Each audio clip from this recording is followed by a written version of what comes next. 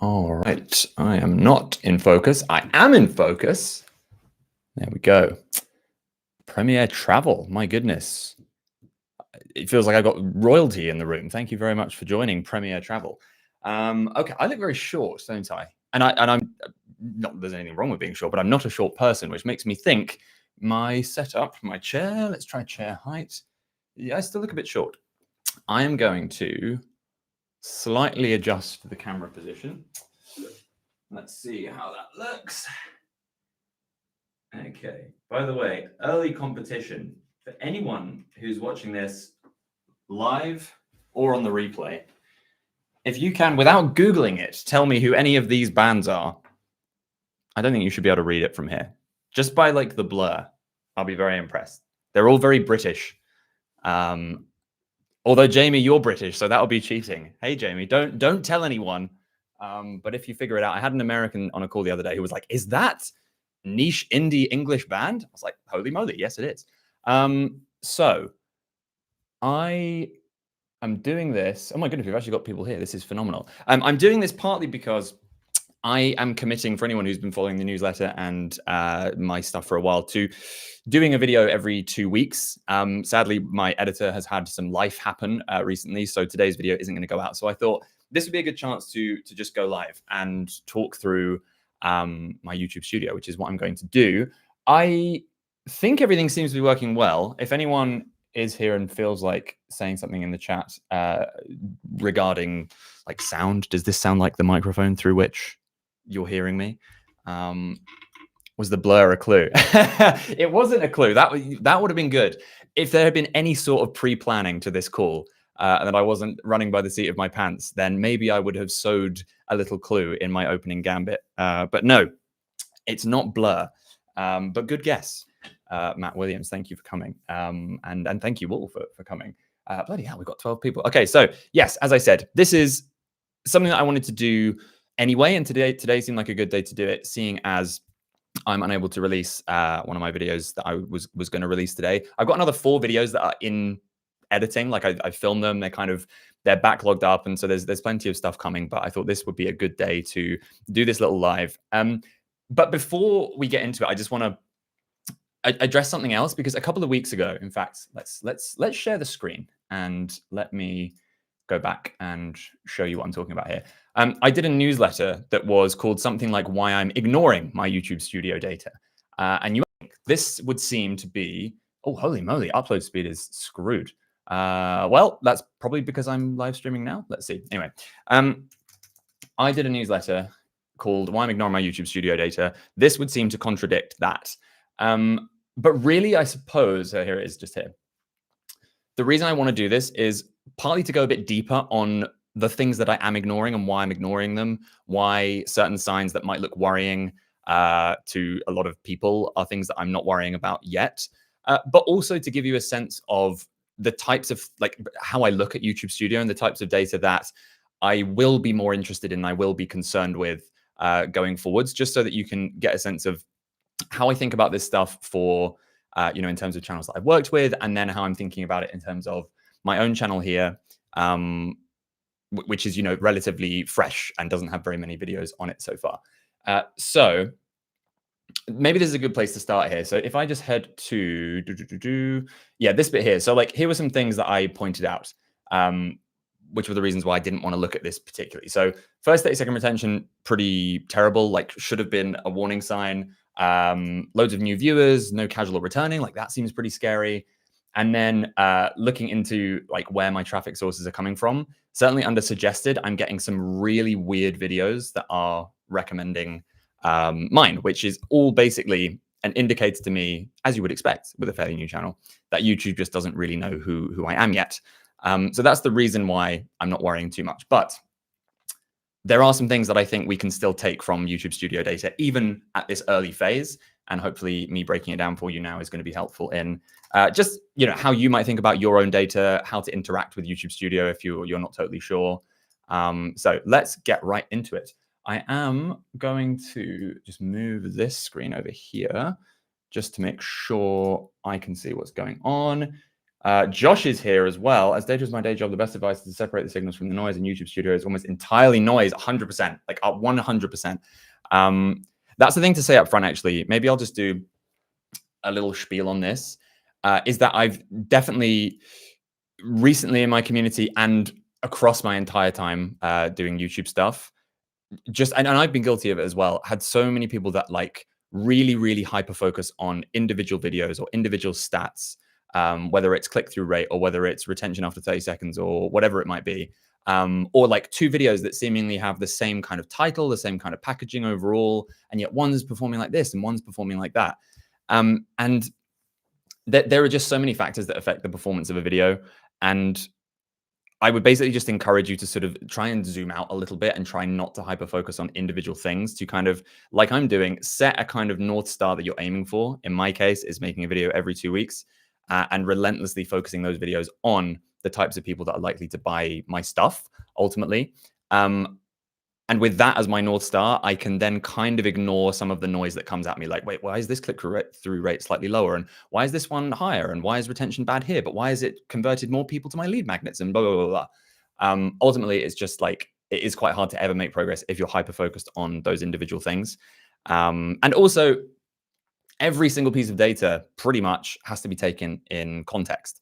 So I won't bang on about that now because maybe we'll see some examples of that as we go into it. So I don't know if this is entirely a good idea. I have worked with people in the past who do kind of what I do, like, you know, whether it's teaching other people YouTube or teaching people entrepreneurship or whatever else, who are fiercely protective of their data and their stats, because it's like, well, who knows? Like if somebody sees, like I'm the guy, right, who tries to talk about, here's exactly how you script a video to make people watch for as long as possible.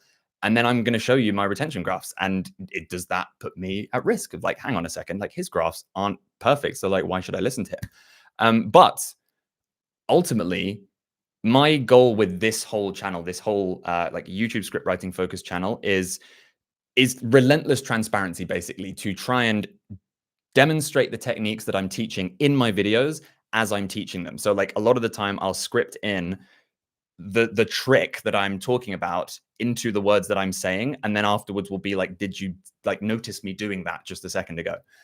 So that's something I'm really passionate about. And likewise, I just think it helps to demystify the studio a bit, to not have people feel like super possessive of their analytics, and to be honest about things that are working and things that are not working so much. So let's have a little peek. So I don't have a particular plan of the way I want to go through this. I just want to go quite naturalistically and kind of see what happens. So as you can see, I mean, top line, I guess, subscribers, we're growing gradually. This is still a very small channel. I guess it's a semi-niche kind of topic. It's not in the same vein as like, do this to blow up your channel. It's more like, learn this quaint script writing technique to increase your end screen CTR by 5%, which is just not as sexy. But I'm happy with generally how things have been growing. Most recently, I mean, this is a good time to be doing this because my most recent video is the most successful of the why I'm closing my agency type videos. We can probably talk actually about the agency video in its own thing, because that affects what I'm doing now to some degree. But you can see, since launching the channel, these are the 5 videos that I had released. If you ignore this one at number 1, the most recent one is by and large performing significantly better than the other ones, which is nice. But there are some interesting things we can dig into within that video, which explain why, on one hand, this is a win, but on another hand, maybe it's not so much of a win. So we can get to that. In fact, you know what? Let's just jump into this one right now. Let's go straight into this video. So as you can see, this video, this cheeky little video with Ali's cheeky little face, was doing very well initially, had this kind of burst here, was growing like very healthily for a small channel, then had another boom. I thought, you know, I was on my way to a bazillion views, and then it's kind of hit this plateau here. What we'll also see if we go into click-through rate is that right now it's looking pretty low, but it started, as maybe you would expect, a lot higher, and has gradually kind of depleted to a point where now it's on this like real kind of low burn. And maybe this is a good place to start. This is an interesting thing that I was thinking about when this video was like doing its thing. is that the way I read this, and the reason I'm not super worried about it, is that essentially this video benefits a lot from having Ali's face in it, right? It benefits from having Ali's name in the title. It's a lot more like, it almost verges on YouTube drama because it's like Ali Abdaal's biggest mistake. It's like, what does that mean? By this point, I am employee number 852 who has left Ali Abdaal's, who made a video about Ali Abdaal. And of course, those videos always do pretty well because it's got Ali's face slapped on the front. So that's all good. What I was reading into this, as this was kind of getting like a boost here and then it was getting a boost here, is that YouTube is, as we know, is constantly trying to figure out which viewer groups to test the videos with. And it seems like I was getting a lot of impressions during this phase, and the people that were watching it were still clicking through relatively highly. Retention still seemed okay. But it's effectively hit this point where the way I'm reading it, and especially based on this dramatic drop in click-through rate, is that it's not really sure where to put this video anymore. Or perhaps one of the viewer types that it's tested it with has not engaged with it well, has not clicked on it, has not watched it for very long. And on the whole, if we want to summarize it like this, the algorithm just doesn't really know where to put this. Further evidence of this is, although browse traffic for this video is really nice and high, it used to be like 80–85%. It's dramatically dropped more recently. And if we go to this screen here, okay, browse has actually picked up again in the last 48 hours. But for a big chunk of the last week, browse dropped off a cliff and we were much more getting traffic from suggested. The issue that arises there, and the reason I want to talk about that, is because the videos that are suggesting this video are things like this. Wacom1 14 review. Canva co-founder explains how they made Affinity free. Yes, this is one that I want. This is one of my own videos. That's like a good sign. Then we've got the Michael Jackson movie trailer is also suggesting my video about Ali Abdaal. The AI camera of your dreams and nightmares, like no, not at all. What we want to be seeing, and what we will see if we look at, let's go to one of my launch videos, is that, yeah, suggested traffic is almost entirely script writing related stuff, and a lot of it is my stuff. So this is my video, this is my video, this is my video. They're all suggesting each other, which is what we want. This one is not mine, but again, it's a vaguely script writing-y thing. And then this is my interview with Jay Klaus, I think, which is, also suggesting it. This is what we want. We want YouTube to be associating me, or rather associating the viewers who watch these videos with new videos that I'm releasing. And at this point, the indication here, and this is why I say this is in some ways a win, in some ways not so much of a win. I think the likelihood is that this video will draw people in who will be interested in Ali's face, because till the day he dies, some people will just adore Ali Abdaal. Even if he just craps himself in the street, they'll be like, good job, man. Good job. How do I sign up for your course? But those are not the people that I necessarily want to be watching my channel. Those are not necessarily the people who will be watching other script writing related stuff. They may not be the types of viewers who are likely to return in future. And I kind of knew this going into making this video. There was a sense that I'm kind of just juicing this for some views because I know it's probably going to get more. But are they going to be the types of people that will convert to customers? Probably not. So that's one of those things you just kind of have to think about. I am interested in the chat because I have not been looking at it for a while. Becky is or was here. George is live. Thank you for coming. Sight for Sore Eyes. George back on YouTube. You're a script writer, then why are your videos not getting traction? Banging question. You got me banged to rights with that one. I'm going to come back to that. Working with Alfie Carter. Would love to hear your thoughts on the best video ideas to get 1 million views on a video in that niche. Ethan is here as well. We got Sam here as well. Good to see you. And Josh, I already said hello to. This is when I did a webinar the other day. I had my partner here, doing stuff in the chat, pulling out questions and stuff. She's doing pottery right now, so I'm between the two. But I'm going to do my best to balance it. How do you influence what videos are suggesting your videos? That's interesting. That's a very good question. It's best to reach and core new audience. If it's your core audience, you see random videos because what they're watching will show up in your video. I'm just kind of mumbling to myself at the moment, reading the chat. So I think one thing, I'm going to come back to Yaman's question. If you're a script writer, then why are your videos not getting traction? It's a fair question, I suppose, but it comes back to that most simple thing that I think as much as there's ever a YouTube meta, I think more and more people are realizing, thanks to people like Ed Lawrence, that the goal with YouTube is not necessarily to get as many views as humanly possible if you're using YouTube to build a business. In my case, I've built my business, and YouTube is effectively a marketing funnel for the stuff that I've built. The stuff that I talk about, and I don't want to excuse it because like this channel should be bigger, and I think it will be bigger. But I'm targeting a niche of people who there is a limited total addressable market for people who are actively interested in writing better YouTube scripts. I think the total addressable market is significantly bigger than my channel has at the moment, but that is very much the place that I'm at. Like the total addressable market is not in the realms of, say, I don't know, let's think like a channel that talks about editing in general. I think people care. There are more people that be interested in editing. It's not in the same vein as, like I said before, like a more traditional YouTube guru, like do this to blow up your channel kind of thing. Like that's not what I'm promising. It's a very specific thing. And additionally, I think the other thing is just that this stuff takes time. The overnight success type thing, I suppose, can happen. And you can see channels that just like hit the nail on the head with a kind of viral video straight away. But I don't think there are many videos in this niche that could be made that would go viral right away. And so what this is, and what a lot of my students are going through as well, people who are either trying to reset their channels at the moment, they're trying to reset their viewers' expectations and what the algorithm, who the algorithm promotes them to, is that a degree of patience is needed while you try and attract the right types of viewers and get them watching your videos for long enough, as frequently as possible, that YouTube starts to work out who else to serve your videos to. And so, yeah, the channel is pretty small, but that's one of the things that I'm not worried about because it's early days. Lol, the editing channel you say, says Sam, pretty much the flip I'm making on my own main channel, though it has had more editing than growth stuff. Interesting. Yeah, Sam, I'm curious, are you flipping away from more traditional, like, boom, here's how to get a bazillion views by changing your editing, to like more niche, more, I guess, like, I don't even know the best way to say it, more professional, less like broad appeal? Is that the flip you're doing? Or are you going the other way from more niche to more broad appeal? You'll have to let me know.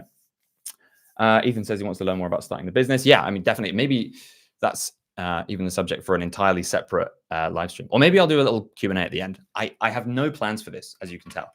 But in any case, that's the Ali Abdaal video.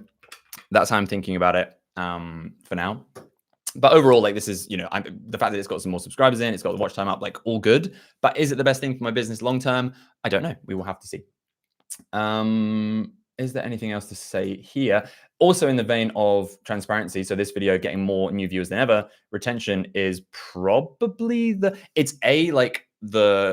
least spiky because we've got more data points and it's kind of flattened it out. But it's probably the worst of everything that I have. So let's just do a quick breakdown here. I'm not going to play these videos overall. I've said already that I'm not overly fussed about spending ages looking at retention right now.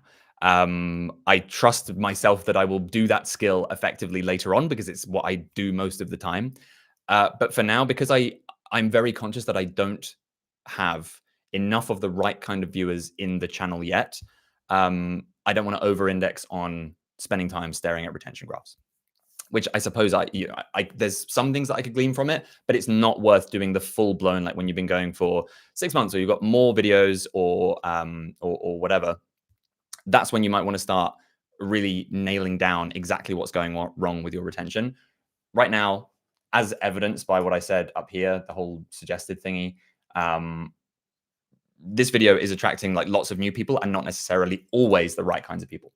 But in any case, the things that I might look at with a graph like this, just to give you a quick insight into how I think about retention, I'm going to do this for the other videos as well, is I wouldn't worry too much about the hook for now, but I do look at something like this that I'm like, okay, even with the viewers that are coming in, there's been a bit of a plateau here, and then it kind of goes down again. So I'd be curious to know like what it is that's going on. So I would be looking at an area like that. I'd also be looking at this area here because it's quite a long chapter with a continuous decline. And so that indicates to me Either I may have been rambling, I may structurally have done something poor earlier on, potentially in the hook, that has contributed to people losing the thread of what's going on during this bit. Or now I see it. So this is good. I'm thinking about this live. I might be more conscious in future, even though I don't want to over-index on this yet. I might be more conscious of the idea that doing a kind of longer, more generic, like presentation style thing clashes with the expectations that have been set by the kind of more tightly edited hook and like all of this stuff. This video was a deliberate experiment where I wanted to try making it lower lift. I'm very much experimenting with like everything I'm doing at this point. So rather than having everything 100% scripted, I've been doing a lot of workshops with slides. And I thought at points in this video, I'm just going to switch to doing more of a straight presentation type thing. Clearly, this is losing a lot of people.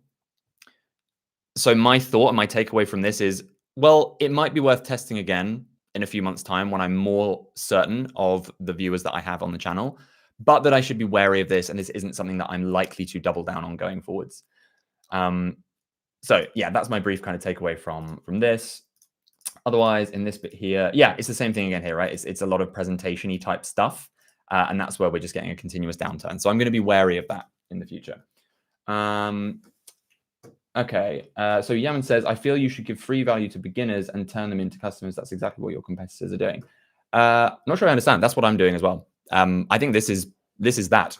But maybe I'm misunderstanding. I would say if you're looking for the free value, there's the newsletter, there's all the free templates, there's the YouTube channel, which is all free. There's this video that I'm doing right now, which is free. I think it's very much the same thing. So let's leave the Ali video for now, except I will just have a quick peek at the end screen click-through rate. You probably maybe already saw it. It's depleted slightly. It was in like the mid-20s at one point. But still, we've got a really very healthy end screen click-through rate on here. That's very much been the case across the board using my end screen click-through rate trick, which if you haven't seen it is in this video here. If you want to watch that, feel free and you'll learn how to do it. So that's that video. Let's skip over this one for now, the 7 script writing hacks, because that's a bit more, well, I don't know. It's like the least interesting one. We can definitely look at it. But what I want to talk about now are these 3 launch videos that I did. So you may be aware, you may not be aware that when I launched the channel, I did 3 videos at once and basically used the end screens at the end of each to link to each to kind of create this like whirlpool effect, which is as I try to call it. And for me, like I'm very, very happy with how that went. I think it means people land on a channel that has more value on it. Which is good for the viewer. And then B, on my end, it generates additional watch time because if somebody watches one video and then they're linked to the next one, they're more likely to go ahead and watch the next one. What I'm pleased about with these is that even as the Ali video is dropping off, these seem to be still growing more healthily. I think the Ali video has picked up again slightly in the last... okay, this one's not doing so well. I'm literally looking at this live. Let's see, the third one here. Oh, this one's dropping off in a big way. Interesting. Okay, so let's have a little peek. So in terms of traffic sources, yeah, so we can see now this in the last 48 hours, we're getting almost no, if not none, no traffic from browse, which is something that, obviously is like the way that we want to be. Like, certainly I am trying to grow on YouTube. I don't think what I do is particularly searchable. Or at least the way that I present my videos is not very like searchable. It's much more kind of, I'm going for a more of a browse-based audience. So let's see if it's the same on this video here as well. Browse is still doing something, but it's like, yeah, we're talking very, very minimal views at this point. So the way I'd be thinking about this at this point, in my case, I really, really don't care because I don't want to over-index on tasks and distractions and things that I think might distract me. If I were a few more months down the line, at this point, I might be thinking of testing some alternate packaging for these videos. And in fact, now I say it, because I have a bunch of additional thumbnails that I originally tested with these. In fact, let's see what the test was like. So I had this one originally, which I liked better, but I guess it was a little bit more like, this is much more clear cut, like what's going on.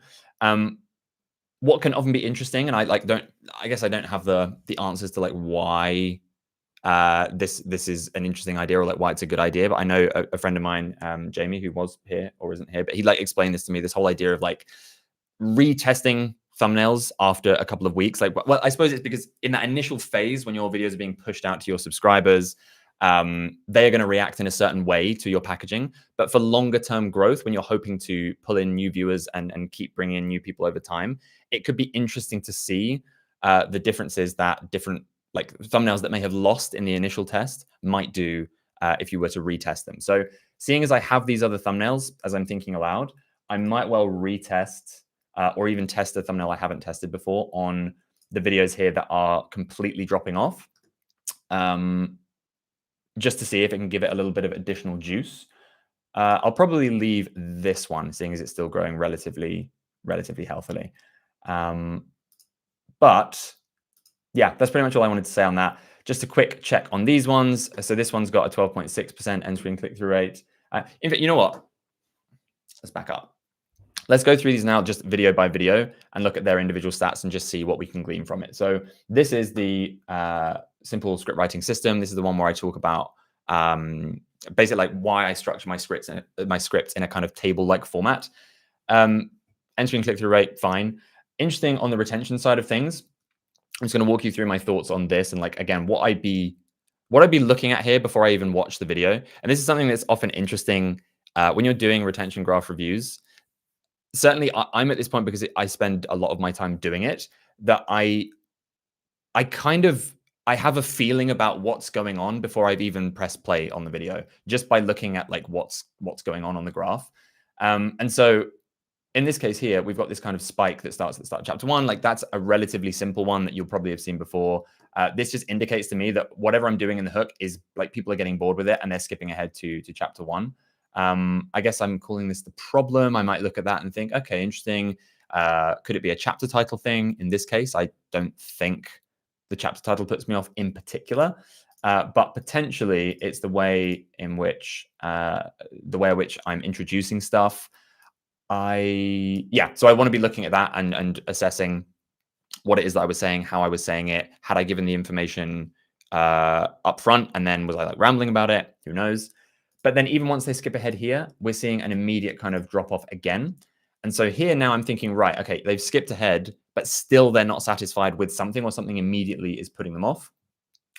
And so again, I might think with something like this, what you'll often see, if there's a big drop off, if people are skipping to the first like main chapter and then dropping off immediately, is that either there's a misalignment of expectations, say from what they clicked on with the packaging, and they thought, oh, the hook's not really doing it for me, but let's skip ahead.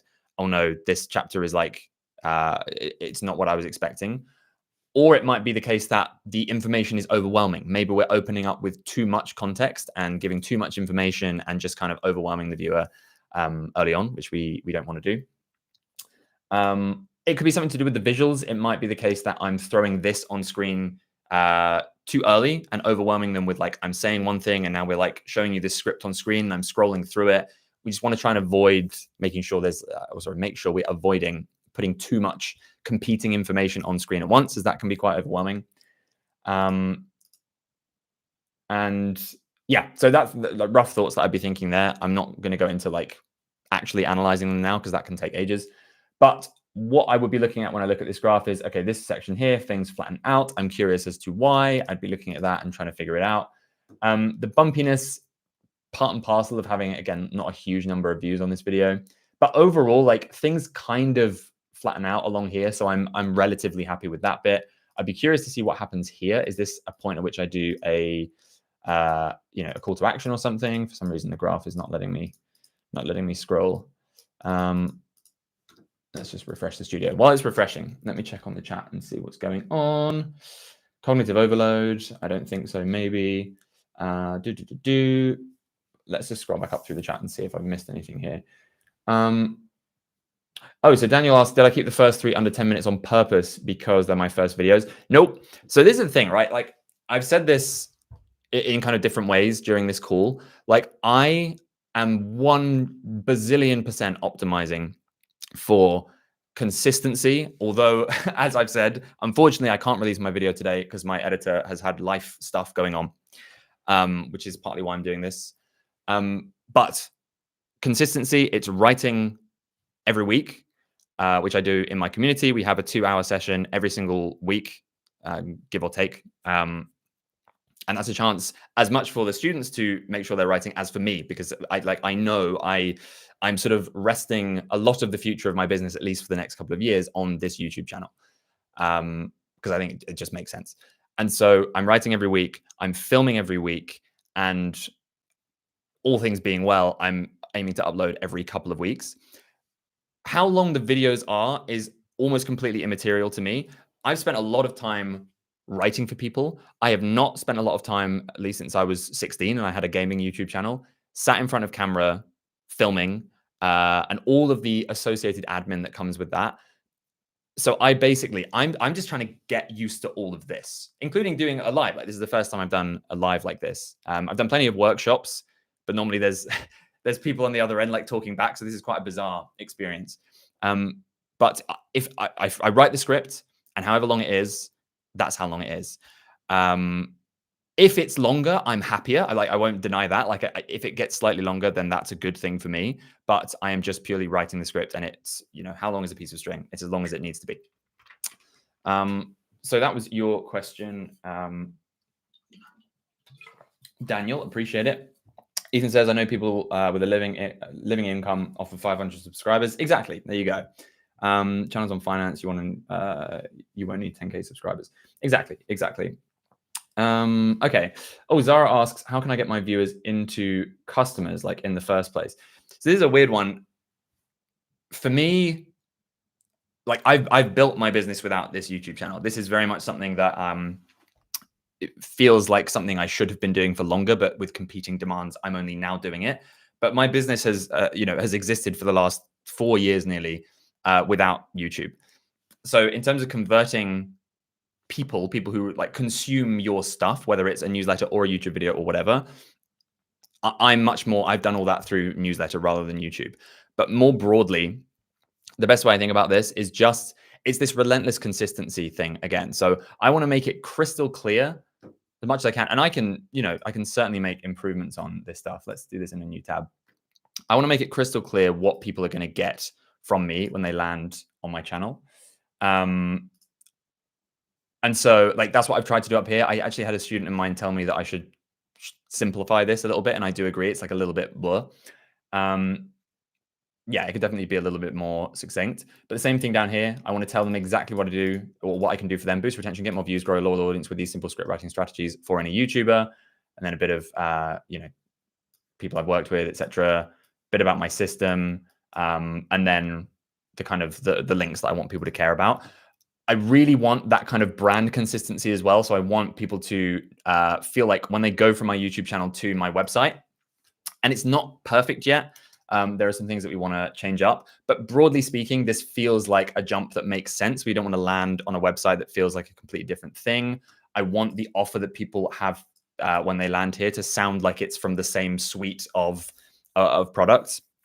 But all of this comes from knowing exactly who it is that I want to speak to. And in fact, I can show you that now. Let me show you. This is derailing, but I hope you don't mind. I have here my audience avatar, and I also have my anti-audience avatar. I generated this with my custom GPT set, which is available with this little link at the top of my website, should you ever want to get involved. But basically, it's like figuring out everything. I mean, I don't want to over-explain an audience avatar to you, but it's knowing exactly who they are, what they want, what they connect with, what they need to buy something, whether they want to learn or be entertained, who do they watch, like all of this stuff. What are their pain points? What are their challenges? And then who it's not for. This is what I like, just to give you a sense of it, like who I'm not targeting and who I think I may have attracted with the Ali Abdaal video. Is someone like Short Sam, 21-year-old college student who dreams of YouTube stardom but lacks passion, focus, and resources. This is not to say it's like an age thing. It's just a focus thing. And more broadly, I think what we tend to see, there's a distinction, right, between the sort of college kids who are interested in like the latest productivity app versus people in their mid-late 20s building businesses who don't want to be switching apps every week. They want a reliable suite of tools that they can use to build their business.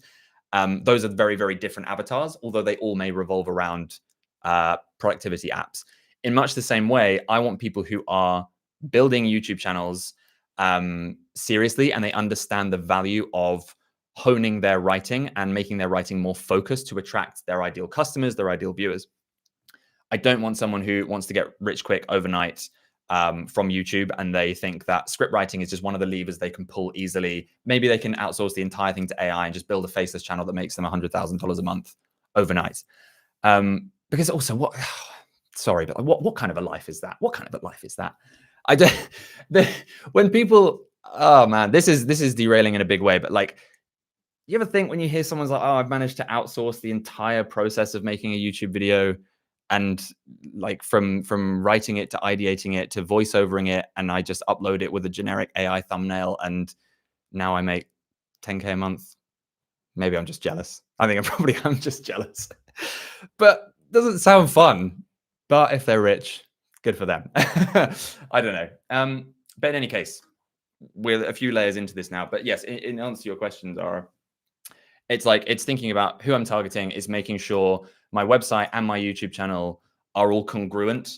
And worth saying, and this is actually a separate point, it's the reason I've got Kit open at the top, is that I've also been throwing in a bunch of call to actions on my videos, which I'm going to talk about in just a moment. Let's just finalize looking at this video, as I know we were looking at it. I just wanted to know what this spike is here. No, YouTube Studio is not going to work.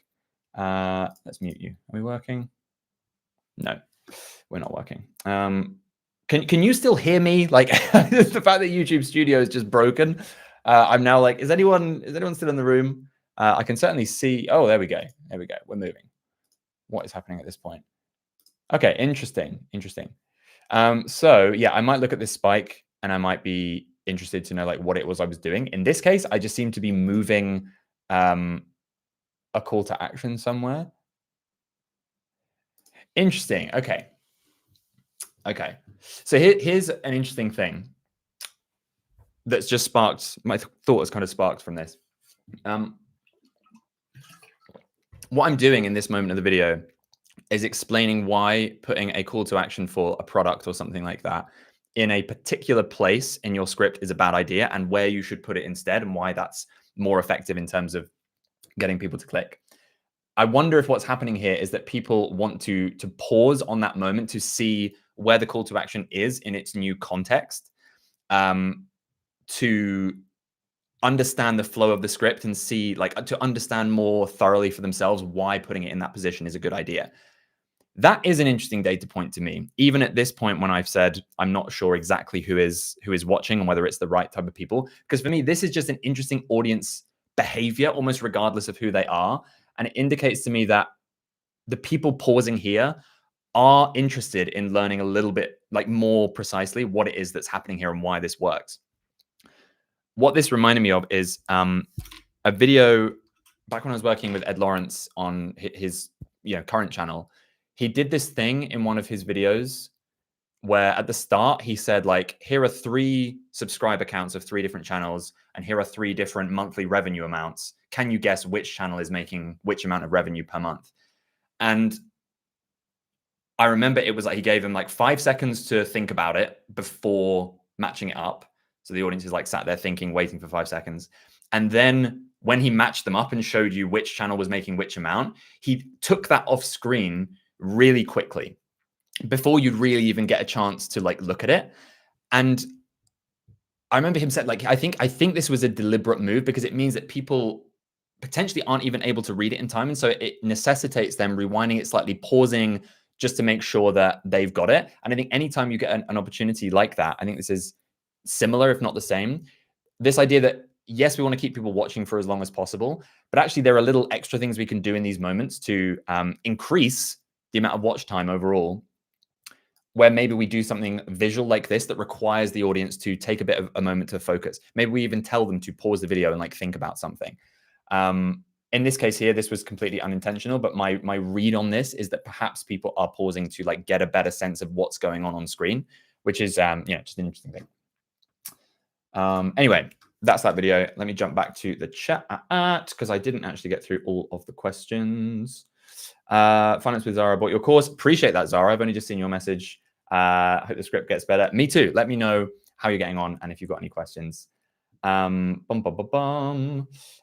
advice do you have for bringing clients local brick and mortar businesses? Oh, interesting. That is a very interesting question.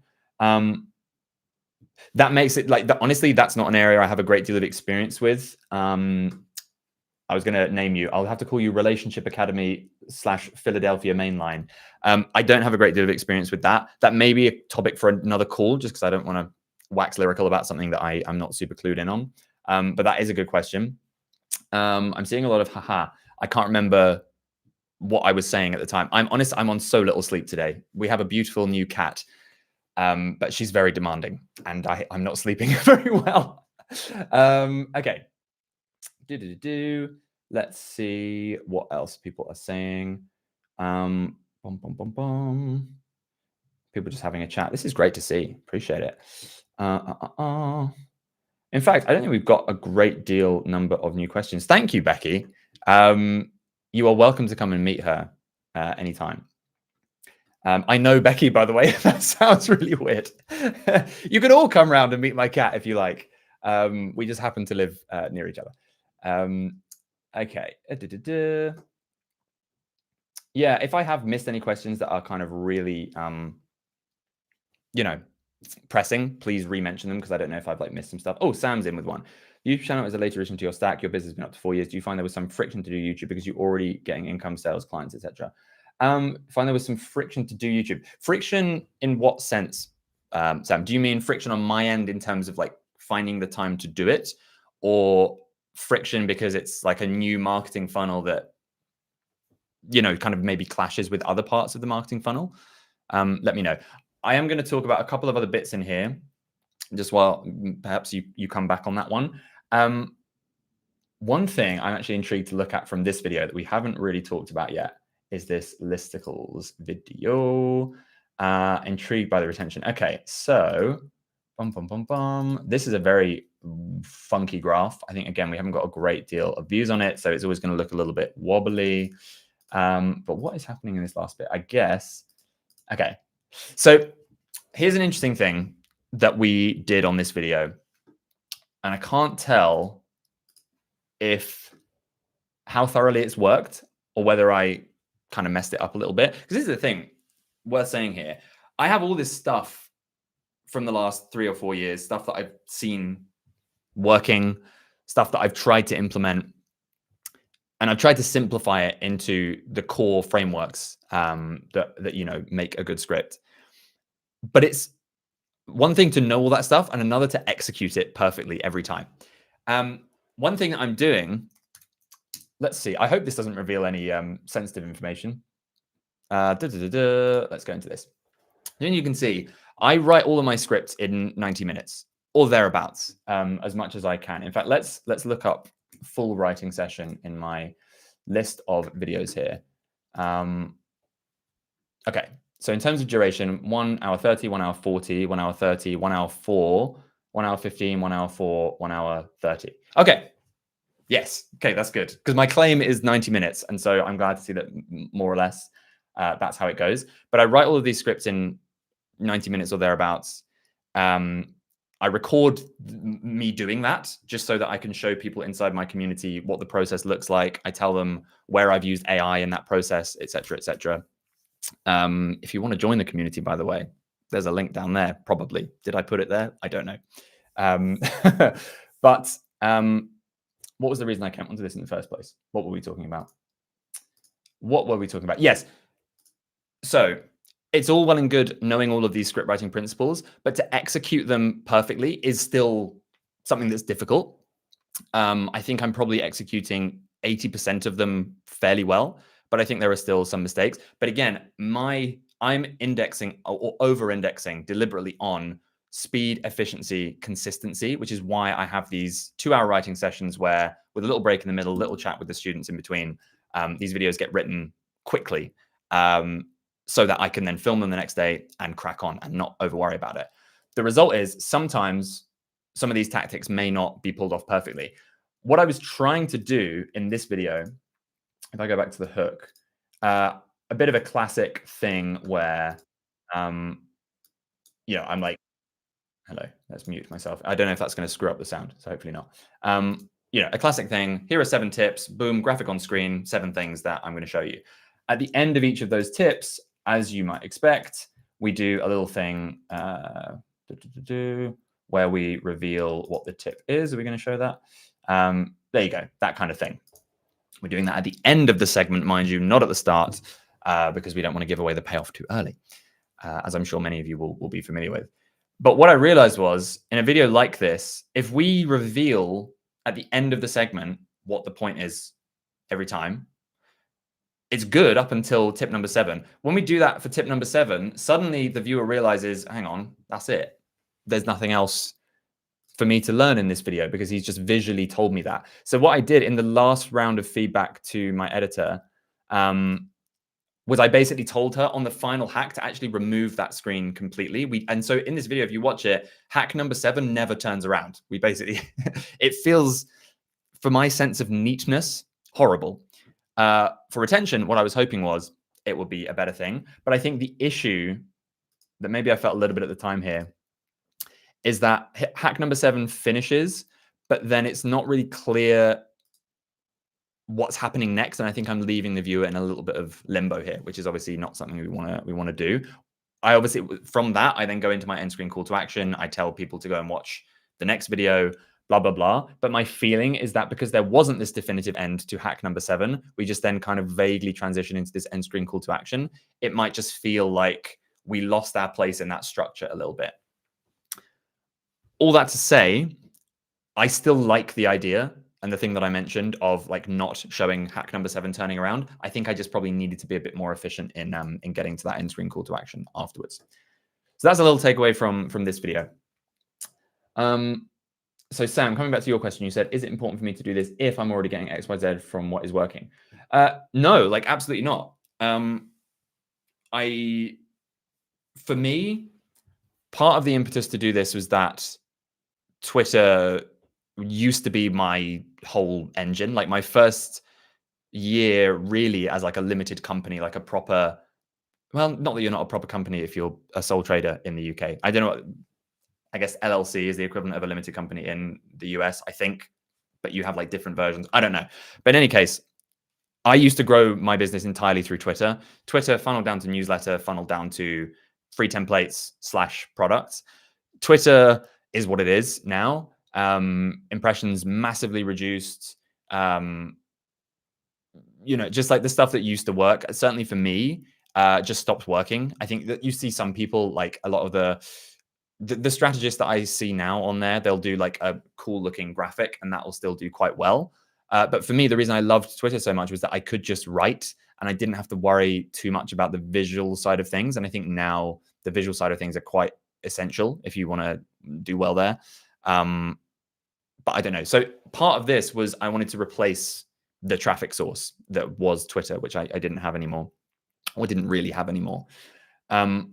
So there was an impetus outside of that like stuff was kind of working, but it was tapering off. But I would say if what you've got is working, there's no strong impetus to do so. Everything is a trade-off, to some degree, right? And for me, I was no longer spending as much time on Twitter. And so moving over to YouTube was really not a difficult thing. It was kind of a no-brainer for me. And it was also the thing that I've like spent all my time working on. So it just made sense for me to do. But if stuff is working, then absolutely not. You don't need to do YouTube if you don't want to. Or not that you don't want to. I know you like do YouTube anyway, but yeah, you don't need to like massively change your tack. And Sam, feel free to get my course, but there is of course no pressure. You will be very welcomed. But of course, yeah, never any pressure at all. How do you ruin the streak of numbers? That would drive me crazy. Yeah, dude. Yes, 100%. It felt really awkward to not do the last reveal. Okay, well, that's the end of that video. Was there something else I was going to talk about at some point on here? I'm curious for anyone that is around. I appreciate you being here, by the way. This is the first ever live, and it's been quite fun. And Cola the cat has not disturbed us with her yowling, which is really a great godsend. I think she's having a rare moment of peace.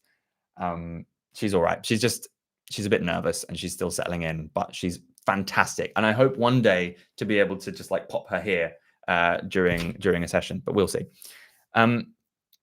Yeah, like if there's anything that I haven't explored, I know I haven't gone into detail of all of these videos per se. But if there's anything like in the studio itself, in the analytics that you like me to look at that I haven't done, please let me know. And I think we can close out the session shortly after that. Amy's here. Good to see you, Amy. Is it really a live stream? It's officially not even a live stream yet. I would risk going to get her, but I think she's got a cardboard box that she has decided is her favorite spot, and she's like chilling out in there. So I will leave her be for now. Josh, there you go. Sam, you've got a fan in the chat in the form of Josh Brindley. Sam says, and thank you, Relationship Academy Philadelphia Mainline. I wish I knew your real name, but I appreciate you being here. Sam says, what do you use for your VSL/landing page, websites, or mostly Webflow? I have a web designer called Ben who has a website called Made by Hatch. They're great. He's really, really cool. That was it. So one thing I was going to talk about is in terms of that congruency right now on the channel, like it's more or less there. I'm working with a thumbnail designer called Marchek, who's also a student in my community, who's great. And he did a lot of kind of research and whatever around people in my niche. And for various reasons, we've ended up with this kind of graph paper type background, which is distinct from the other types of white kind of crisscross backgrounds that you see. We also do some stuff with like the way the text appears. I can't wait till 4K thumbnails become the thing on YouTube because this doesn't do it quite enough justice.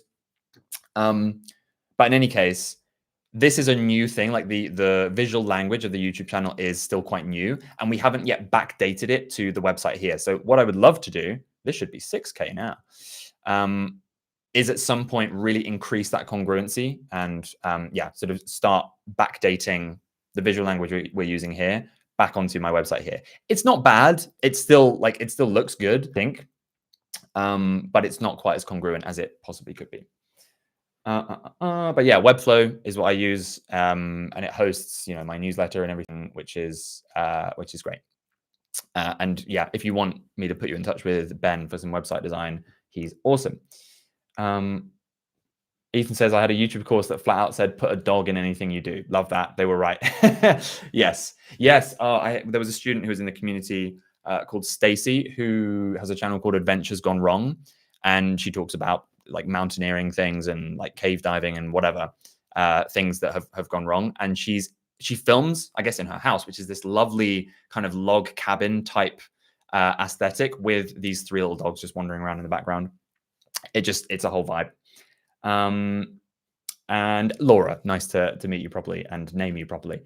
Okay, well, I think there don't seem to be any outstanding questions unless I've missed something higher up, which no doubt I have done. But I think I may well call it a day there. I'll just jump onto the overall analytics screen just so you can see what's going on. Top content. Hey, this stream is now top content for the last 48 hours. That's good to know. Appreciate that. As we can see overall, so let's do like a final kind of closing thought on all of this. My average view duration is generally lower than I would like, of course. But my takeaway, and like I said in my newsletter the other week, is that we're still figuring out who exactly the right types of viewers are. Somebody did ask earlier, what's the best way to get to get your videos suggested next to each other, to get the right kinds of videos suggested next to each other? There's a couple of things that we can do here. First of all, put them in a playlist together. That's quite intentionally what I've done. When you land on my channel, you basically get, well, right now you can see the thing that's live at the top, but you have the 3 videos I launched live together. They are a trio. They're in a playlist by themselves. And these videos all link to each other as well. And so there are kind of these two signals that, because people are also clicking through those end screens in quite high numbers, that these videos all appeal to the same type of viewer, and they're all in the playlist. So that's certainly one thing you can do. I think then additionally, it's that relentless consistency that I keep talking about. The fact that one of the videos we looked at today is finally being suggested by my interview with Jay Klaus. Let's go over to his channel here. There he is. We'll sort by most popular because it's the 4th most popular video on the channel. Ahead of some pretty big faces. Like, I was thrilled to see that this video is still growing relatively well. In behind Paddy and Jenny is great. I didn't even turn my microphone on for this interview. I was devastated but I'm thrilled that it's doing well still. In any case, what I want is for people who enjoyed this video to start watching my own stuff. And so the relentless consistency angle comes down to the fact that I'm just trying to make enough videos that talk about the same stuff that eventually, with YouTube testing these videos with different audiences, testing them with, say, people who've just watched this and putting it down the side next to one of Jay's videos like this one, that enough people start to click it, to increase those signals, to effectively teach YouTube. I never like the oversimplified kind of personifying metaphors that people use for the algorithm, because like, I don't even understand it completely. I think it's probably an oversimplification. But that consistency is going to mean that over time, those signals will become stronger. YouTube will figure out, okay, people who watched this video who also have traits X, Y, and Z will love George Blackman, YouTube scriptwriter's content. So we'll suggest his videos to those people. We will more consistently suggest his videos next to Jay Klaus's video. But that only comes through me making more and more of that content and, just placing more bets, basically. That was another little aside.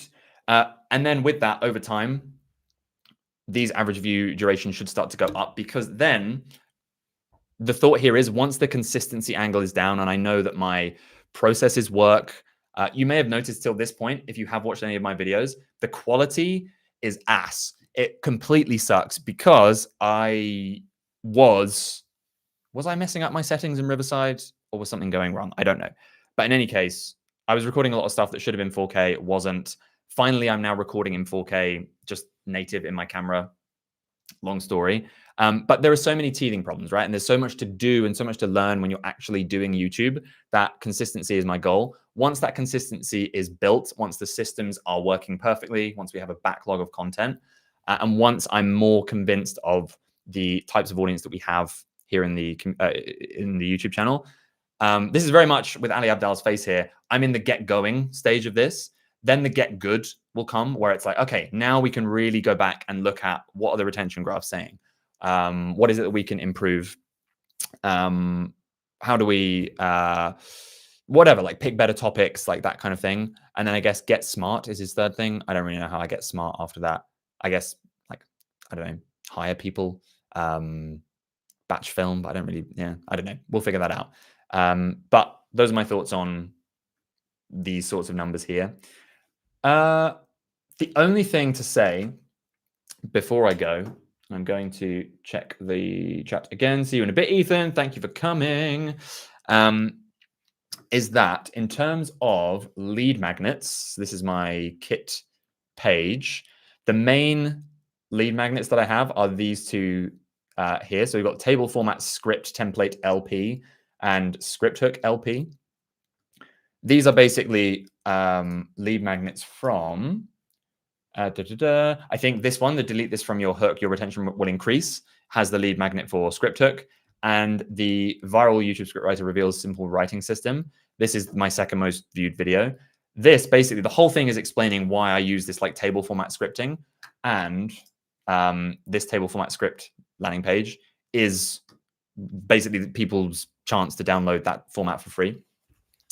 So coming to the top of the hour here, like just looking at these, what I am thinking in terms of actually taking action on things is this is clearly converting better. So we've got a higher conversion rate overall. So I might be looking at the messaging in, say, this landing page. Stop overthinking your YouTube hooks. Finally, I put this together very quickly. I didn't really think about it. AI hook writing tool that's been used to write 5,000 hooks. Like, is there enough of a transformation mentioned here? I don't know. yeah, that's fine. We're not going to save any changes. Whereas if I look at this one here, what is the messaging like? Okay, so yeah, like already download the scripting template that helps me write ready to film scripts in 90 minutes or less. That feels like there's a clearer transformation. So that might be something that I would take action on, is think, how can we increase the conversion rate from this landing page by changing up the messaging, or whatever it is. And maybe I want to double down on this kind of lead magnet in general, where I'm like, the thing they can get for free is inherent to the entire video that I'm talking about, in the case of this lead magnet here. So I am going to probably leave it there for now. Becky, I have to get going, get good, get smart, tattooed at some point. Becky also used to work for Ali. So I feel like it probably should be a prerequisite of either working there or leaving there, that like on your way out, maybe they like brand you with get going, get good, get smart. But it is like, it's a format that makes sense. Okay. Final question from Sam here, I think, unless I've missed anything else. I would love to know, if you were in my shoes, would you do a new channel or try to repivot mine? I'm torn on the answer. I essentially be starting from scratch either way. Okay, so let me just have a quick look at your channel. Sam, is your channel just, oops, your name? I have a feeling it is. Okay, interesting. Yeah, I realized I missed your reply earlier. I would certainly give it a go. Like this thing that I've been saying to other people in my community who are trying to pivot what they're doing. I would give yourself a period of whatever it might be. Let's say 3 months. If you're able to upload, say, once per week, maybe twice per week, if you are able to. I'm not able to do that, so no pressure. But effectively, like just go with this relentless consistency angle. Make the types of videos that you want to attract the types of people that you want. There might be some crossover from the people that are on here. I see what you mean. So you're going more from the broad appeal thing to the more niche. So it's worth a go. And I would say if after 3 months you're seeing zero traction and you have been consistent with it, that might be the time where you start to think, because you have a fairly high number of subscribers, the impression of who you are is relatively calcified, especially across 64 videos. Okay. It could be worse in that regard if you had like 800. I'd say it's certainly worth a go on this channel, just trying to do that reset. I know Nate Black, if you haven't seen it, talked about his idea of a content wall, which is also partly why I launched my channel with 3 videos. Where is that video? Here we go. Content walls. So look this video up if you don't already know it. It's the same thing. Upload 3 videos to reset or when you come back. And that, again, just gives YouTube more chance to see like, okay, these 3 videos, they're all like recommending each other, blah, blah, blah, blah, blah. It just gives it more of a kickstart than doing one video after a long hiatus that's different to all your other videos. But if after 3 months it's not working, then yeah, maybe go with a reset. And yes, please do hit me up for details of my web designer, Ben, made by Hatch. He's awesome. Okay, we are over an hour. I hugely appreciate you jumping onto my live today. I'm going to be sending out any takeaways. I'm hoping there's a transcript I can get of this. I don't know how YouTube works. Certainly not YouTube Live. I'm going to be sending out the takeaways of this shortly for my newsletter today. No new video this week, but hoping that we'll be able to get one of those back out next week. But like I say, we've got a bunch in the can, lots of new stuff coming, thumbnails and all that getting made, kind of keeping me ahead of the game. But yeah, just need a bit more. Yeah, life is happening to somebody on my team. So that's, yeah, it is what it is. But thank you so much for showing up. Appreciate your time. Appreciate your questions. Logan's here as well. Dude, I'm finally catching a live almost. You caught the last minute. It was great to see you at Vid Summit again as well. But sorry, I'm afraid we're right at the end, but the replay will be available. So yeah, that's it for now. I'm going to find out how I end the stream. But if you've got any questions about anything, email me, george@georgeblackman.com. Or, well, yeah, that's probably the best way. That's probably the best way. But yeah, anytime, any questions, let me know and I'll get back to you. All right. Cheers, everyone. See you on the next one.